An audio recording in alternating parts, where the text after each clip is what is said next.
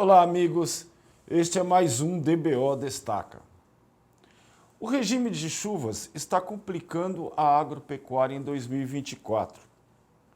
Na pecuária de corte, a produção do Centro-Oeste está ameaçada com uma estiagem fora de época. Para nos dar uma leitura mais realista dessa conjuntura, nosso convidado de hoje é o engenheiro agrônomo Daniel Prado Santos, consultor da Pecuarize Gestão em Agronegócios. Seja bem-vindo, Daniel. Bom tê-lo conosco. Muito obrigado, Ivaristo, pelo convite. Aí é muito bacana estar aqui com vocês. Meu amigo, como é que está essa questão de chuva, de estiagem no Centro-Oeste e o que isso implica? Bom, Ivaristo, a gente está atravessando um ano safra aí muito difícil, né? Há muito tempo não se via um volume baixo de chuvas como a gente está vendo esse ano, né?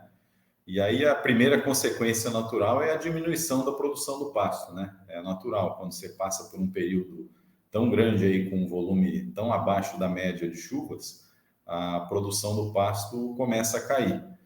E aí a gente é um fator que a gente não controla, né? A gente costuma dizer que tem dois fatores na atividade da pecuária que nós não conseguimos controlar. Um é o preço da arroba e o outro é o clima, né? E como esse fator a gente não controla, é preciso que a gente tenha no nosso planejamento, nas nossas estratégias aí dentro das fazendas, alguma programação que possa nos socorrer num momento difícil como esse que a gente está atravessando. Porém, nem todas as fazendas conseguem ter essa programação tão bem desenhada, principalmente face a um veranico, a uma estiagem prolongada como a gente está tendo aí, né? E o impacto, primeiro que a gente vê é esse, a diminuição da produção de pasto, e aí as fazendas têm que tomar algumas medidas para poder tentar superar esse problema, né? Quais seriam essas medidas, Daniel? A primeira medida que a gente pensa de imediato, Ivariz, é no ajuste da lotação. Você tem que ajustar a sua carga de animais dentro das pastagens, né?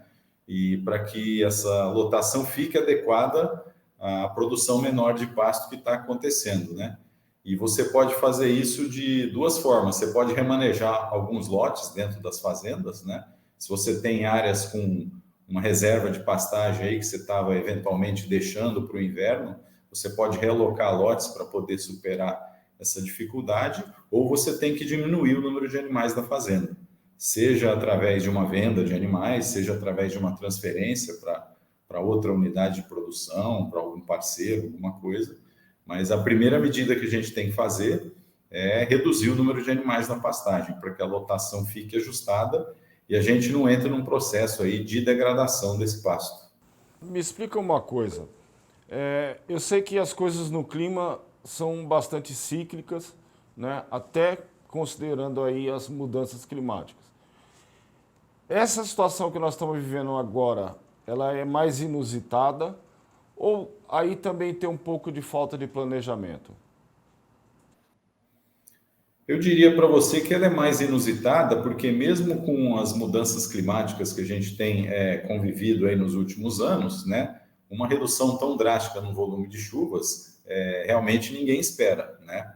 Agora, como você citou a questão do planejamento, hoje é uma estratégia que muitas propriedades usam de você fazer uma reserva estratégica de volumoso, né? Você pode fazer uma reserva estratégica aí visando alguns lotes de animais que você precisa tratar ou fazer acelerar um ganho de peso aí no final do verão, no início do inverno, ou mesmo no período de inverno, né? Então, você pode ter dentro do seu planejamento, a partir de uma situação como essa, drástica, né, que a gente está vivendo, você pode começar a se planejar com uma produção de volumoso, fazer uma reserva de volumoso, né? Quando a gente fala em volumoso, o primeiro pensamento que vem é o capim. Você pode fazer uma silagem de capim, que é o volumoso barato, que atende a uma parte das necessidades aí de dieta dos animais, e depois você pode complementar essa dieta conforme a categoria que você for tratar. Mas o planejamento é uma coisa que pode fazer parte da rotina aí das fazendas, já que o pessoal que estuda mais as mudanças climáticas sempre indica que nós vamos ter cada vez mais eventos extremos como esses que a gente está vivendo aí.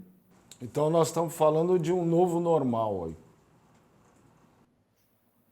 Eu diria que pode ser um novo normal se essas, vamos dizer, se essas mudanças climáticas realmente vieram para ficar, né? Tem muita gente que acredita em ciclos de clima também, que isso pode vir e depois voltar, né? Mas como isso é completamente indefinido e, repito, não está no nosso controle, é interessante que a gente comece a colocar no planejamento essa estratégia de armazenar volumoso para a gente superar momentos como esse.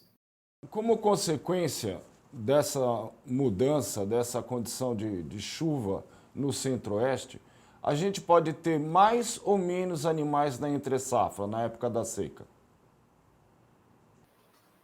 A gente pode ter a consequência imediata que a gente pensa é até uma diminuição de animais na entre-safra, porque muita gente está tendo necessidade de se desfazer de animais face a essa diminuição de produção da pastagem nessa época, né?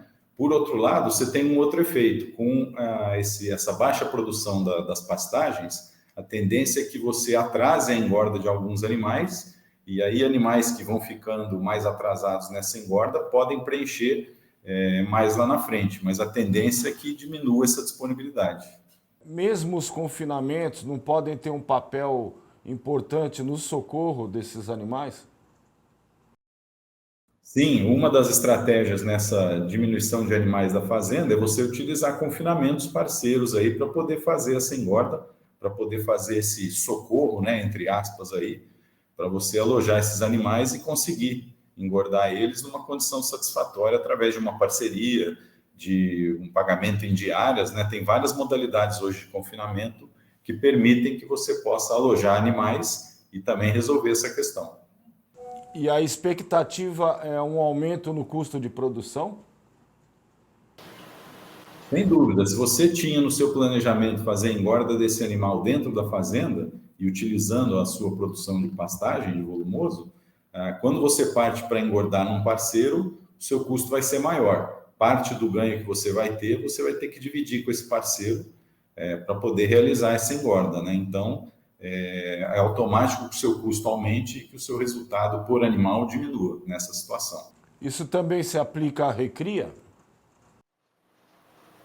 Também, se você fizer a utilização de parcerias para poder alojar a sua recria, a mesma coisa, mesmo que seja uma recria até a pasto, se você encontrar um parceiro que tenha disponibilidade, você vai dividir esse ganho com o parceiro. Então, aquele ganho que seria todo da fazenda, ele deixa de existir, ele vai ser dividido com quem você for fazer essa parceria eventualmente.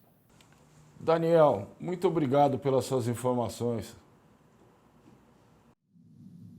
Ivariz, eu que agradeço a oportunidade aí, se precisar, conte conosco. Muito obrigado também. Volte sempre. Eu falei aqui com o Daniel Prado Santos, consultor da Pecuarize Gestão em Agronegócios. Este foi mais um DBO Destaca.